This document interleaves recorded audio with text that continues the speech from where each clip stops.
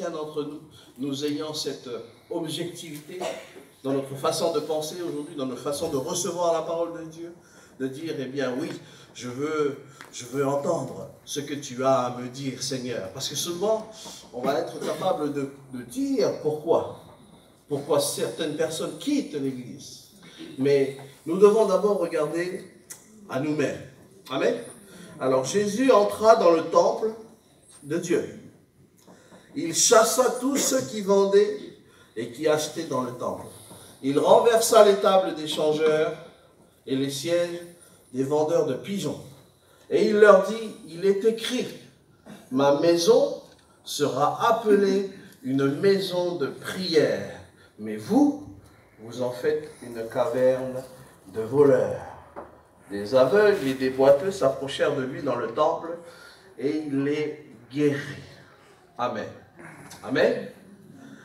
Ce matin, mes bien-aimés, j'aimerais commencer ce message par vous poser une question.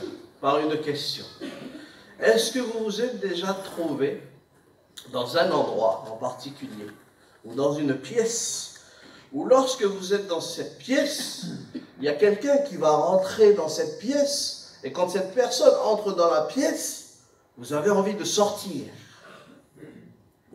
Oui? Je vous donne des exemples. Par exemple, si, je parle pour ceux par exemple qui ont vécu d'anciennes relations, par exemple il y a un ex ou une ex qui rentre dans la pièce, tout de suite il y a une situation un peu qui est mal à l'aise. Ça peut être un collègue de travail, ça peut être un employeur, ça peut être un employé, et ce qui fait que leur présence dans ce lieu fait qu'il y a une situation qui est mal à l'aise et qui vous donne envie de sortir, et vous arrivez à la conclusion de dire que, eh bien, si cette personne-là reste dans cette pièce, moi, je dois partir. Et c'est également pertinent pour Dieu. Parce que lorsque l'on parle de Dieu, lorsque Dieu entre dans une pièce ou dans un environnement, il y a des choses qui doivent sortir. Amen. Il y a des choses qui ne sont pas à la gloire de Dieu et qui doivent sortir. La lumière et l'obscurité ne peuvent pas coexister. Amen. Lorsque la lumière entre dans une pièce, la lumière pousse toujours l'obscurité. Et si l'entrée de Dieu dans une pièce ou dans un environnement ou dans une vie produit une expulsion automatique de certaines choses, eh bien, c'est pour ça que la louange, lorsque nous louons le Seigneur le matin, lorsque nous venons dans ce lieu, la louange, ce n'est pas seulement une discipline spirituelle, mais au contraire, ce n'est pas quelque chose de vain, ce n'est pas pour la vue. Amen. Mais c'est une invitation à l'habitation divine. Amen. Parce que la Bible dit, mes bien-aimés, que Dieu, il habite les louanges de son peuple. Amen. Dieu siège au milieu de la louange de son peuple. Nous avons entendu, lorsque nous allons louer le Seigneur, qu'est-ce qui se passe? Eh bien, les bénédictions vont descendre. Les Écritures nous enseignent que quand la louange monte vers le ciel, eh bien, Dieu descend. Gloire à Dieu. Et quand il descend dans un environnement, dans une pièce ou dans notre vie, tout ce qui n'est pas selon Dieu, tout ce qui n'est pas autorisé selon la parole de Dieu, tout ce qui est interdit par la présence de Dieu doit sortir. Amen. Quand le roi entre dans notre vie, il y a des choses qui se passent. Amen. Est-ce que nous sommes tous d'accord pour dire que lorsque Jésus, un jour, lorsqu'il est venu dans notre vie, à un moment donné, il s'est passé quelque chose. Mais c'est parce que justement, la lumière et l'obscurité ne peuvent pas coexister dans un même lieu. Et lorsque Jésus est venu dans notre cœur, eh bien, il y a eu ce changement radical. Amen. C'est pourquoi j'ai besoin de lui encore aujourd'hui. C'est pourquoi j'ai besoin de lui comme j'ai besoin du café le matin. C'est pourquoi le poisson a besoin de l'eau. C'est pourquoi c'est comme si, eh bien, c'est comme les oiseaux, ils ont besoin du ciel. Comme mes poumons, ils ont besoin d'air pour respirer. Comme mon corps, il a besoin de sang. eh bien moi j'ai besoin de Dieu dans ma vie. J'ai besoin de Dieu dans mon espace vital. Mais le problème, mes bien-aimés, c'est que l'inverse est également vrai. Tout comme Dieu peut entrer dans une vie et faire partir des choses, eh bien l'inverse peut se produire. C'est-à-dire que, eh bien, il y a certaines choses dans notre vie, dans notre environnement, dans notre pièce, qui font que, eh bien, Dieu, il est obligé de sortir.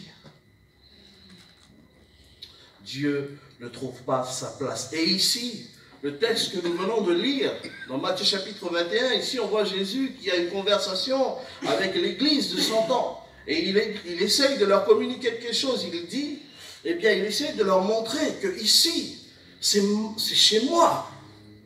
C'est ma maison. Amen. Et il essaye de leur faire comprendre ces choses. Et il veut que ces chrétiens de l'époque essayent de s'auto-évaluer pour essayer justement d'ajuster, pour permettre à ce que la présence de Dieu revienne. Et qu'est-ce qu'il fait? Il va dire, quand Jésus vient, quand il va bousculer toutes les choses, il leur dit un message. Il leur dit, ce type d'expression de l'Église que vous êtes en train de faire, eh bien, elle doit cesser maintenant. Elle doit arrêter maintenant. Jésus, ici, dans ce passage, il est en train de dire à l'Église de cette époque, il est en train de leur dire, tout ce que vous êtes en train de faire est incompatible avec l'intention de Dieu. Tout ce que vous êtes en train de faire, eh bien, au lieu que l'Église soit un lieu où les gens viennent pour s'équiper spirituellement, pour être encouragés par la parole de Dieu, vous en avez fait un endroit où vous exploitez les gens. Vous en avez fait un endroit de divertissement. Et ici, Jésus va bien expliquer pourquoi. On regarde ensemble, s'il vous plaît, dans Hébreux, au chapitre 8, le verset 6. Hébreux, chapitre 8, le verset 6 à 13, il est dit ceci, c'est Jésus, c'est Paul qui parle ici du ministère de Jésus. Il est dit, en effet, si la première alliance avait été sans défaut, il n'aurait pas été question de remplacer par une seconde. Car c'est avec l'expression d'un blâme que le Seigneur dit à Israël, « Voici les jours viennent, dit le Seigneur, où je ferai avec la maison d'Israël et la maison de Juda une alliance nouvelle. Non comme l'alliance que j'ai traitée avec leur père, le jour où je les ai saisis. Je les saisis par la main pour les faire sortir du pays d'Égypte, car ils n'ont pas persévéré dans mon alliance. Et moi non plus, je ne me suis pas soucié d'eux. » Il dit le Seigneur, « Mais voici l'alliance que je ferai avec la maison d'Israël. Après ces jours-là, dit le Seigneur, je mettrai mes lois dans leur esprit. Je les écrirai dans leur cœur, et je serai leur Dieu, et ils seront mon peuple. Personne n'enseignera plus son concitoyen, ni personne son frère, en disant, connais le Seigneur, car tous me connaîtront, depuis le plus petit jusqu'au plus grand d'entre eux, parce que je pardonnerai leurs iniquités et que je ne me souviendrai plus de leurs péchés. En disant, une alliance nouvelle, il a déclaré ancienne la première, or ce qui est ancien, ce qui a vieilli, est près de disparaître. Amen. Amen. Peut-être qu'il n'y avait rien de mal avec l'ancienne alliance. Mais Jésus, ici, eh bien, il a apporté quelque chose qui était supérieur à cette alliance. Et le problème de ces gens de l'époque, c'était que malgré qu'ils aient reçu la nouvelle alliance, ils étaient toujours attachés à l'ancienne alliance. Et le problème, c'est que des fois, on dit on a besoin de Dieu pour tenir bon. Mais c'est vrai aussi pour l'inverse. On a besoin de Dieu aussi pour lâcher prise. Parce qu'on est attaché à quelque chose d'ancien et quelque chose d'inférieur. Alors que Jésus nous a présenté par sa venue et par son sacrifice à la croix quelque chose de nouveau. Quelque chose de supérieur. Amen. C'est pour ça que Jean-Baptiste, quand il va voir Jésus, qu'est-ce qu'il va dire? Voici l'agneau de Dieu. qui ôte le péché du monde. Amen. Et si nous confessons aujourd'hui nos péchés devant Dieu, il est juste pour nous pardonner et pour nous purifier de toute iniquité. Dans l'ancienne alliance, nous avions besoin d'aller voir un homme, un prêtre, pour être pardonnés. Mais maintenant, nous n'avons plus besoin de cela. Amen. Dans l'ancienne alliance, nous avions besoin de sacrifier des animaux. Mais maintenant, il n'y a plus cela. Pourquoi? Parce que le sacrifice parfait a été fait à la croix. Alléluia. Et Dieu, Jésus, est ressuscité. Amen. Nous n'avons plus à rester sur ce qui est ancien. Pourquoi tenir à cette ancienne alliance quand nous avons obtenu quelque chose de nouveau? Et ici, Jésus, il dit à cette église, il faut qu'ils quittent cette façon d'exprimer leur foi, parce qu'elle est inférieure et parce qu'elle n'a aucun sens. Et ici, Jésus, il veut bien leur rappeler le fait que, eh bien, c'est son droit de propriété sur son église. Qu'est-ce qu'il est écrit? Il est écrit que, eh bien, ma maison, il leur rappelle à ces hommes-là que vous avez la gérance, mais vous n'avez pas la propriété. Amen. Parce que lorsqu'on va croire qu'on a la propriété, on va commencer à faire des rénovations, on va commencer à repeindre les murs. C'est vrai, hein? Façon de parler. Et on va établir des règles qui ne sont pas en accord avec ce que le propriétaire de la maison veut. Amen. Et Jésus ici va dire, eh bien, ce que vous êtes en train de faire, je ne suis pas dedans. Amen. Vous avez oublié, ma maison, c'est une maison de prière. Nous avons passé une semaine de prière. Amen. Merci Jésus. Mais Jésus ici rappelle à ces hommes de cette époque, c'est ma maison. Elle m'appartient. Vous avez eu cette gérance. Vous avez eu, eh bien, le leadership pour pouvoir vous occuper des chrétiens. Mais c'est ma maison. Amen. C'est à moi. C'est mon bien-aimé. C'est mon épouse. Ce n'est pas l'épouse de quelqu'un d'autre. C'est mon épouse. Gloire à Dieu. Et ici, eh bien, il les encourage à faire une auto-évaluation, qu'ils soient capables eux-mêmes de voir ce qui ne va pas, afin d'être capables ensuite de pouvoir ajuster. Et pourtant, quand on voit l'expression de Jésus, il va renverser des choses, il va pousser des choses. Mais ce qu'il a fait, mes bien-aimés, c'est une expression qui est remplie d'amour. Amen. C'est l'amour de Jésus qui a fait qu'il a tout chamboulé dans cet endroit.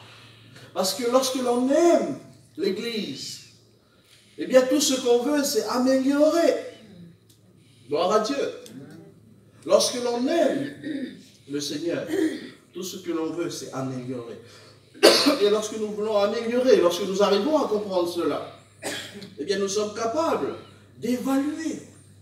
Parce que souvent, on a un problème, c'est que souvent l'Église n'arrive pas à s'auto-évaluer, à faire des évaluations pour voir qu'est-ce qui ne va pas et qu'est-ce qu'on devrait arrêter ou commencer.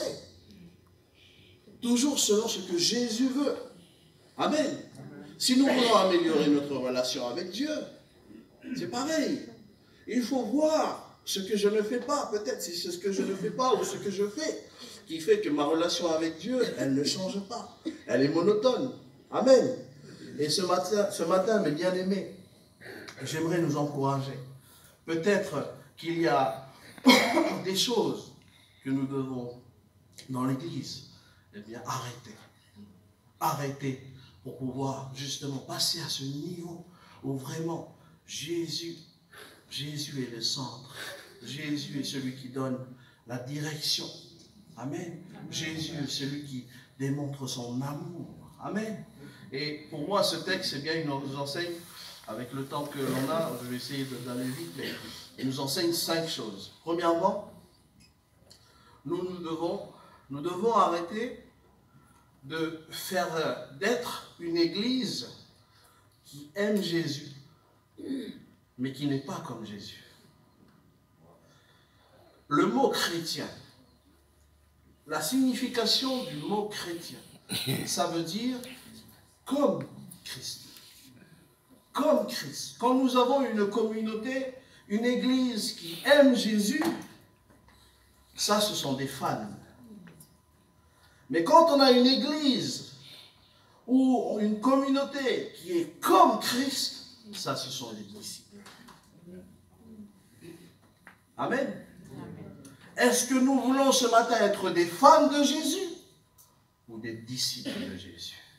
Je crois de tout mon cœur que ce matin, avec humilité, nous voulons être des disciples de Jésus. Amen. Nous voulons être des disciples de Christ. Si nous voulons changer le monde, ce n'est pas avec des fans qu'on va changer le monde. Si nous voulons changer la Nouvelle-Calédonie, que tout change, ce n'est pas avec des fans, mais c'est avec des disciples de Christ. Alléluia. Avec des gens qui représentent ce que Christ est. Amen. Moi, je ne suis pas un fan, mais je prie tous les jours pour être un disciple de Christ. Amen. Il est possible, mes bien-aimés. Ça montre bien qu'il y a un problème. Parce qu'il est possible d'aimer Christ, mais de ne pas être comme Christ. Est-ce que vous comprenez la pensée? Oui. Et c'est un danger qui nous guette dans l'Église. C'est pour ça que, parce qu'en fait, ça n'a plus de sens. Il y a un écart, il y a une dissonance, il y a une incohérence entre, eh bien, le fondateur de notre foi et ce que nous sommes en tant que religion, en tant que mouvement. Il y a un écart, et si nous ne sommes pas disciples de Christ, eh bien, si nous continuons à nourrir cela, eh bien, cet écart va grandir, va se creuser. Et, mes bien-aimés, l'objectif de Dieu dans notre vie, dans la vie de chacun d'entre nous, c'est que nous puissions aimer Dieu, mais aussi que nous puissions être comme lui.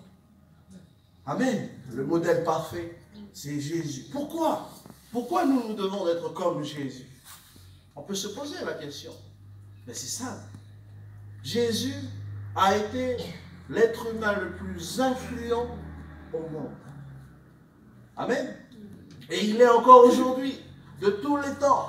Il a exercé depuis sa naissance jusqu'à sa mort. Tout ce qu'il a fait a influencé les gens de son époque. Et aujourd'hui même, lorsque vous venez pour louer le Seigneur, c'est parce qu'un jour, il y a 2000 ans, il y a un homme qui a existé, qui est venu sur terre, et c'est Jésus.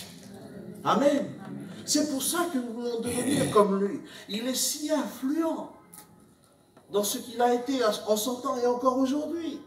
Et il peut changer les cœurs. Il peut sauver des vies. Il peut te guérir.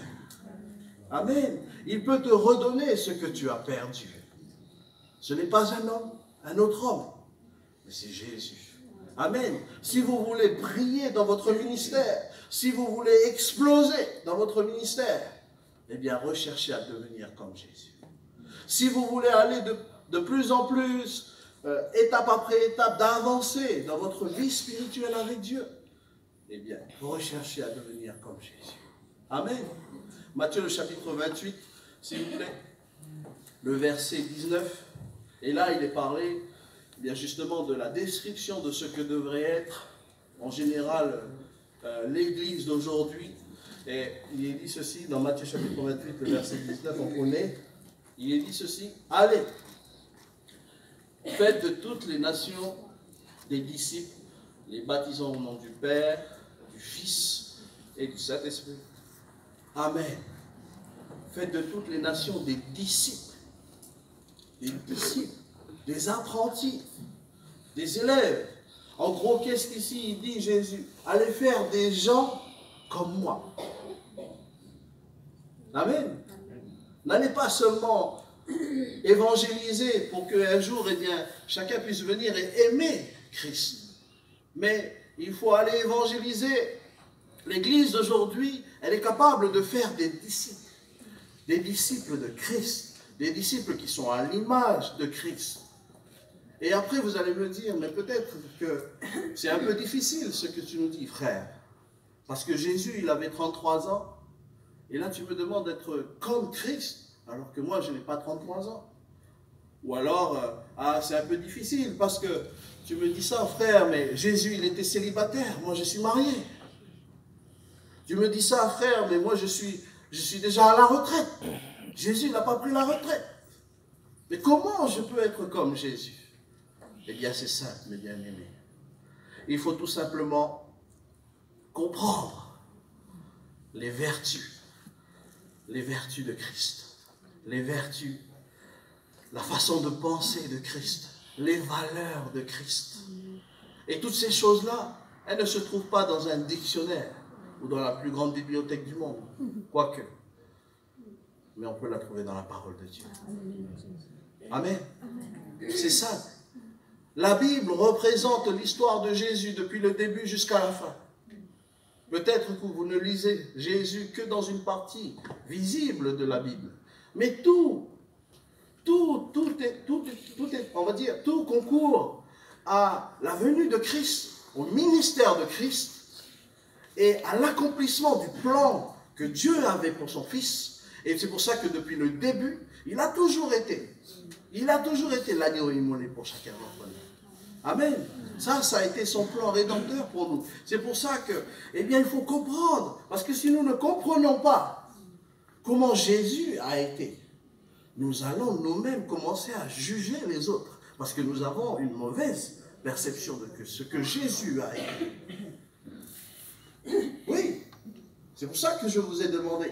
Mes frères, mais pourquoi moi, en tant que personne retraitée, tu me dis d'être comme Jésus? Mais ce n'est pas question de la même condition. Il est question ici de vraiment de connaître la parole de Dieu, de s'imprégner des valeurs de Christ. Et lorsque nous comprenons cela, nous n'allons pas juger les autres. Nous n'allons pas juger les personnes qui sont autour de nous et qui servent aussi le Seigneur. Parce qu'on peut avoir des jugements. Ah, le frère là, il fait pas bien son service. Il est parti, on ne sait pas il est où. Mais si nous comprenons les valeurs et le caractère de Christ, eh bien notre perception des choses, elle change. Notre façon de voir, elle change. Et nous devons, mes bien-aimés, rechercher, eh bien, comprendre les caractères de Christ. Quelles ont été ses priorités? Et quand on comprend ses priorités, on voit que, eh bien, ses priorités, ça a été vous et moi. Amen. Gloire à Dieu. Peu importe la couleur de notre peau, peu importe notre statut social, peu importe, eh bien, la taille de mon portefeuille, nous avons toujours été la priorité de Christ. Deuxième point, eh bien, nous devons arrêter d'être une église. Je ne dis pas que nous le sommes, mais ce sont des conseils. Arrêtons, ou alors ne le faisons pas, mais arrêtons d'être une église qui va rendre des jugements extérieurs sans avoir posé les bonnes questions à l'intérieur.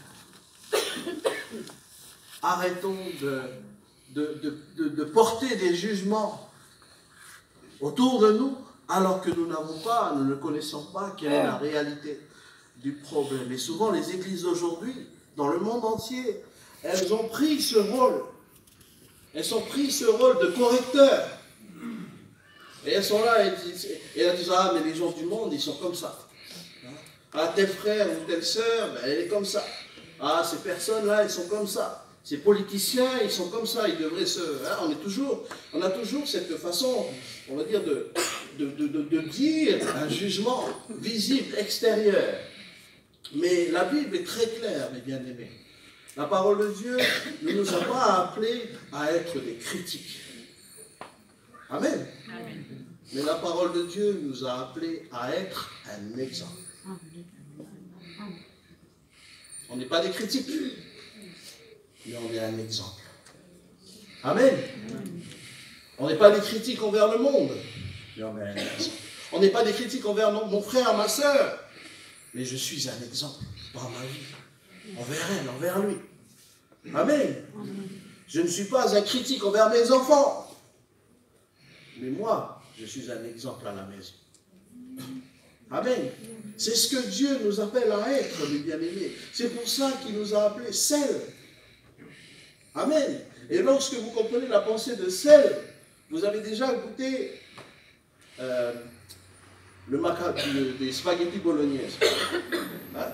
Alors, ce n'est pas les spaghettis bolognaises qui vont changer le goût du sel. Oui?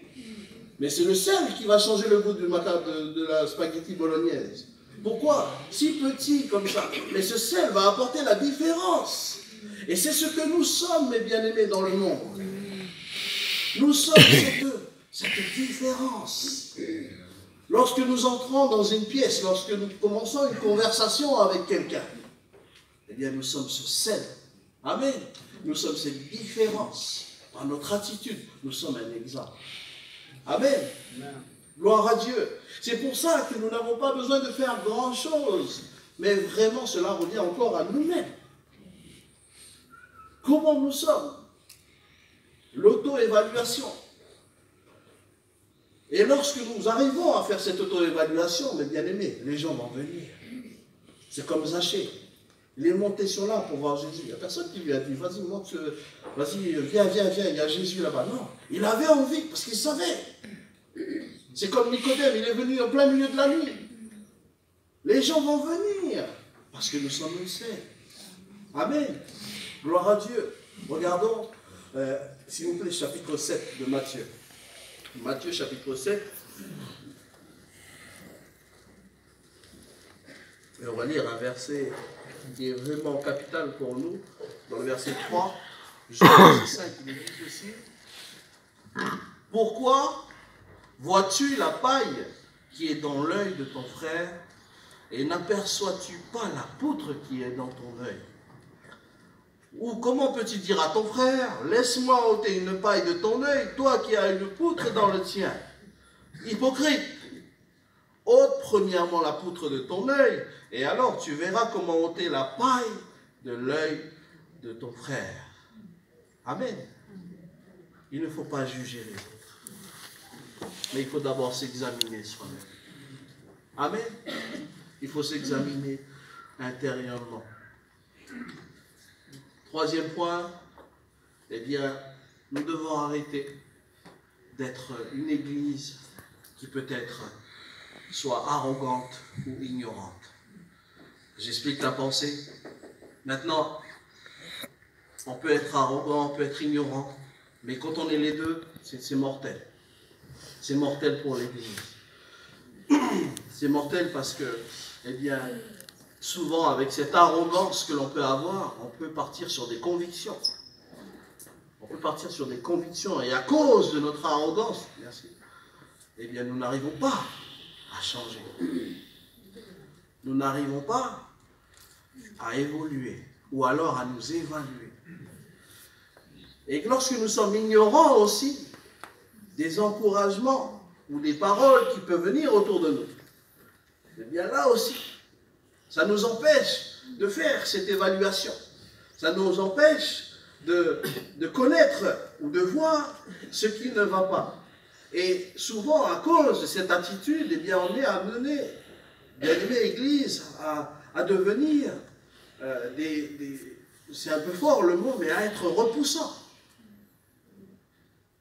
Et bien des personnes vont quitter l'Église parce qu'elles se trouvent souvent en présence ou en face de chrétiens qui sont arrogants, mais surtout qui sont ignorants.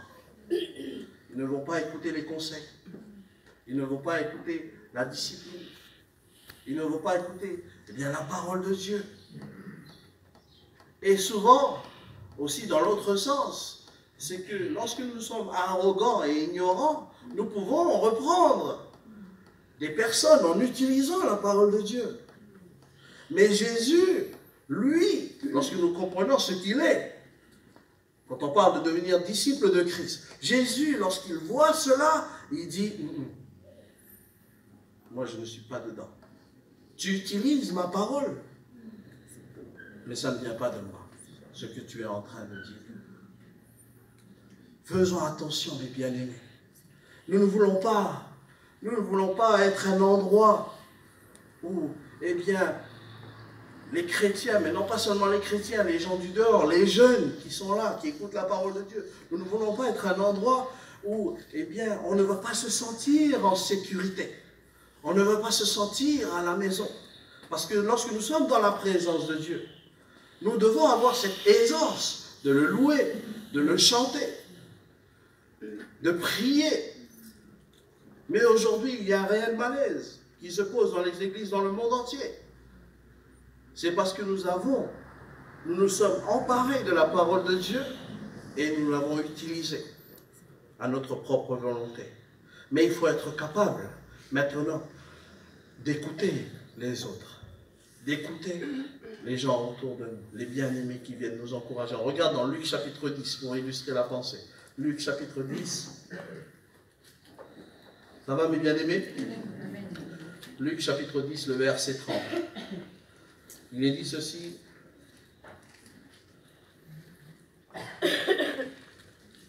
Et là, c'est une histoire qu'on connaît bien. Jésus reprit la parole et dit, un homme descendait de Jérusalem à Jéricho. Il tomba au milieu des brigands qui le dépouillèrent, le chargèrent de coups et s'en allèrent, le laissant à demi-mort. Un sacrificateur qui fortuitement descendait par le même chemin, ayant vu cet homme, passa outre. Un lévitique qui arriva aussi dans ce lieu, l'ayant vu, passa outre. Mais un samaritain qui voyageait étant venu là, fut ému de compassion lorsqu'il le vit. Il s'approcha et banda ses plaies, et en y versant de l'huile et du vin, puis il le mit sur sa propre monture, le conduisit à une hôtellerie et prit soin de lui.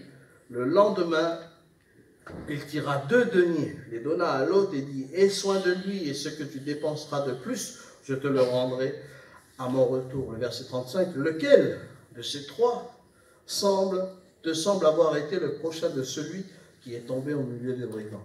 Le verset 37, c'est celui qui a exercé la miséricorde envers lui, répondit le docteur de la loi. Et Jésus lui dit, va, et toi, fais de même. Amen. Et toi, fais de même. Ici, il faut bien comprendre la pensée. Il ne faut pas rater la pensée.